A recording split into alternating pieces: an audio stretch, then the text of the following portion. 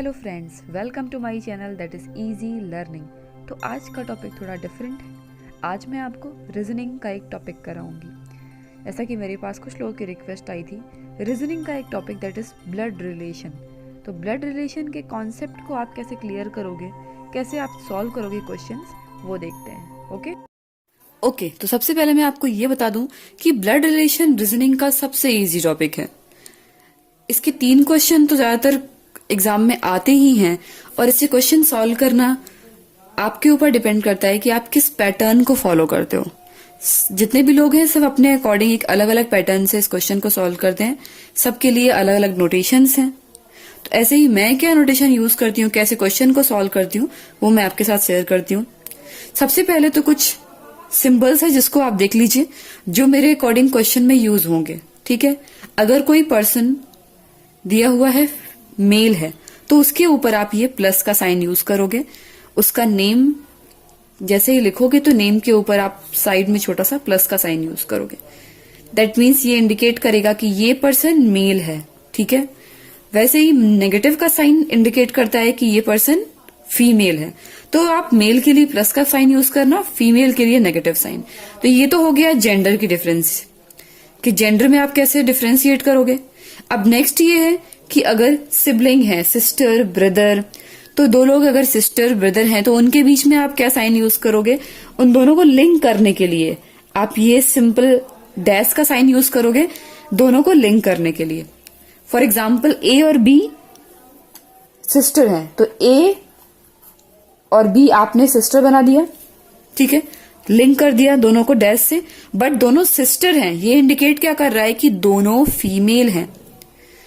अगर ये बोला जाता कि ए बी की सिस्टर है तो क्या करते आप, ए सिस्टर है तो ए में माइनस लगा दिया आपने। ये अगर बोला जाता है ए और बी दोनों आपस में सिस्टर है तो आप दोनों में माइनस लगा दोगे।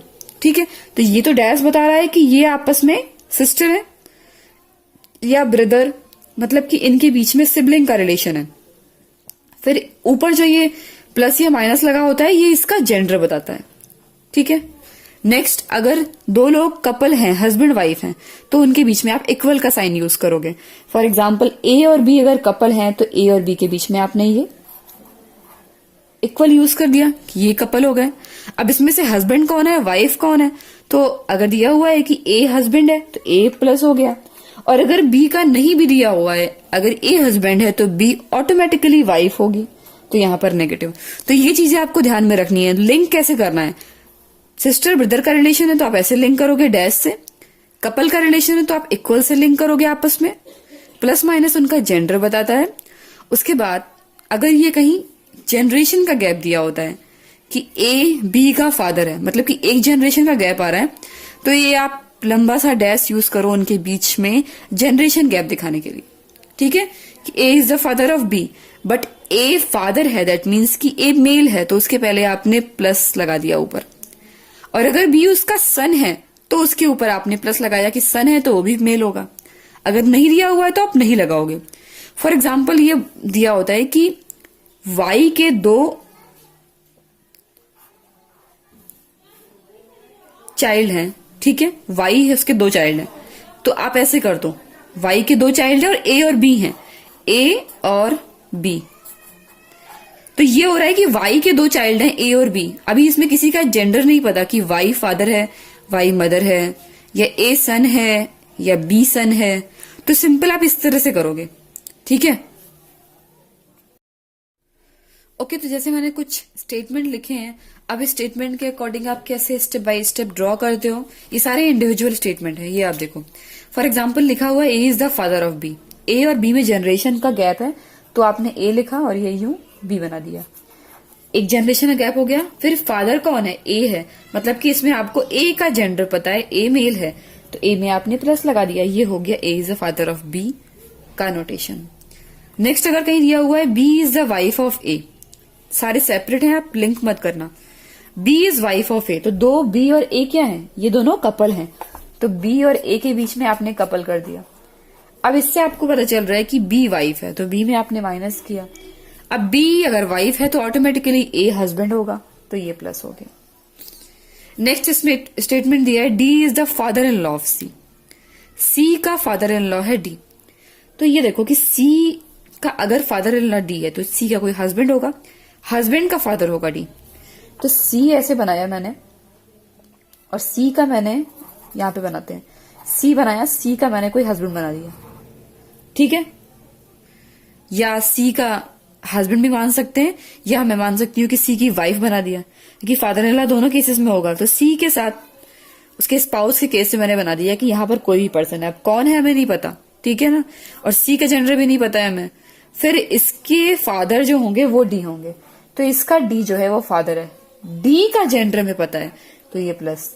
इस पर्सन से जनरेशन गैप है डी का, तो हमने ये बना दिया एक डैश, फिर डी फादर है तो प्लस बना दिया। अब इससे दिख रहा है कि सी का डी फादर इन लॉ है, सी हस्बैंड है, वाइफ है, इससे कोई फर्क नहीं पड़ता। नेक्स्ट स्टेटमेंट क्या, X is the grand mother of Y, मतलब कि एक्स और वाई में अब कितना जनरेशन का गैप है, 2 जनरेशन का गैप है, क्योंकि यहाँ ग्रैंड मदर दिया हुआ है। तो आप सबसे पहले एक्स को बनाओ, एक जनरेशन गैप दिया, आपने सर्कल कर दिया, फिर दूसरा जनरेशन गैप दिया, अब यहां पर वाई बनाया। एक्स है ग्रैंड मदर, कौन मदर है, एक्स है, तो एक्स में आपने माइनस बना दिया, तो ये रिप्रेजेंटेशन हो गया X is the grand mother of Y. Okay, तो मैं फर्स्ट क्वेश्चन सॉल्व करती हूँ आपका ब्लड रिलेशन का। इसमें क्या दिया हुआ है, आप देखिए, D is a son, D A का सन है, तो डी और ए में एक जनरेशन का गैप है। सन कौन है, डी है, डी इज ए सन, तो डी नीचे आएगा, ठीक है ना। ये जनरेशन का गैप आप बनाओगे तो डी सन है तो डी नीचे आ गया, ए ऊपर आएगा, ठीक है। अब डी इज ए सन, तो डी अगर सन है दैट मीन्स कि डी मेल है, तो आप यहां पर ये प्लस बना लो, ठीक है। ये आपका ये प्लस बन गया, तो डी इज ए सन। फिर क्या दिया हुआ है, C is mother of P, C ऊपर आएगा, सी मदर है, C is the mother of P, C जो है वो पी की मदर है।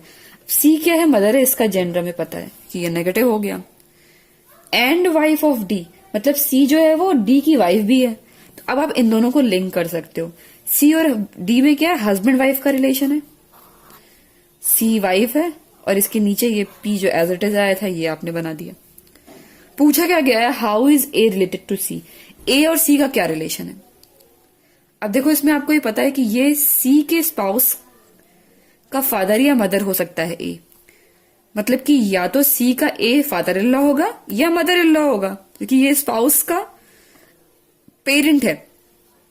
पर यहां पर ये नहीं पता है कि ए का जेंडर क्या है, ए के बारे में पूछा जा रहा है और ए का जेंडर नहीं पता है, तो फादर इन लॉ भी हो सकता है, मदर इन लॉ भी हो सकता है।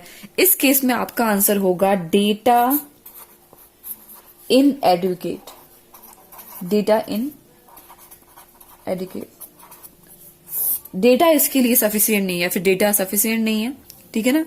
तो ये आंसर तब आएगा जब आपको उस पर्टिकुलर पर्सन का जेंडर नहीं पता होगा कि ये क्या है, तो आप इसमें लिख दो कि डेटा इंडिकेट, ठीक है।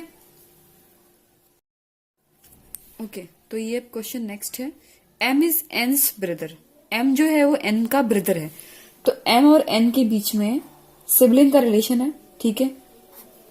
इसमें ब्रदर कौन है, ये देखो, एम इज एन्स ब्रदर, एम है तो ब्रदर है, इसका मतलब कि ये मेल है, प्लस लगा दिया मैंने। S is D's mother, S क्या है, डी की मदर है, तो एस और डी के बीच में एक जनरेशन का गैप आएगा। कौन मदर है, एस इज डीज मदर, मतलब कि एस ऊपर होगी, एस इज डीज मदर। अब एस मदर है तो यहां पर नेगेटिव आ गया, ओके। अब नेक्स्ट क्या आ रहा है, एंड एम्स आंट, और एस एम की आंटी भी है। तो अब आप ये देखो कि एस जो है वो एम की आंटी है, इन दोनों को आपको लिंक करना है, ठीक है।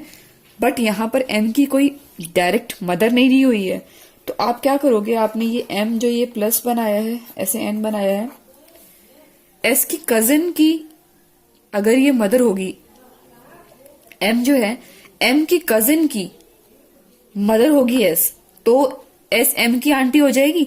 फॉर एग्जाम्पल एम का कोई भी ये कजिन है, ठीक है, ये मैंने मान लिया कजिन है, इस कजिन की मदर है एस, तो इस कंडीशन में क्या होगा कि अगर कजिन की मदर है तो फिर एम की एस आंट हो जाएगी, ठीक है। तो बस ये मैंने रिलेशन बना लिया, और साथ में ये दिया भी हुआ है कि एस डी की मदर है, तो यहां पर डी आ गया डायरेक्ट, ओके। अब आपको पूछा क्या गया है, how is D related to M, D का एम से क्या रिलेशन है, तो यहाँ पर साफ साफ आपको दिख रहा है कि डी एम का कजिन होगा। हाँ, यहाँ पर प्लस और माइनस नहीं पता है कि मेल है या फीमेल है, बट अगर कोई ऑप्शन है जिसमें कजिन दिया हुआ है तो आप इसमें देख सकते हो। अब इसमें 3 ऑप्शन दिए गए हैं, कजिन, फादर, मदर। इसमें आपका ऑप्शन आ रहा है कजिन, दैट मीन्स कि डी एम का कजिन है। आपको दोनों को लिंक करना था, बस यहाँ पर वही स्टेप मेन होता है। ओके फ्रेंड्स, तो अगर आपको मेरा वीडियो पसंद आया है तो please like my video and don't forget to subscribe my channel, and at last click on the bell icon so that you can get my latest videos. Thanks for watching my video.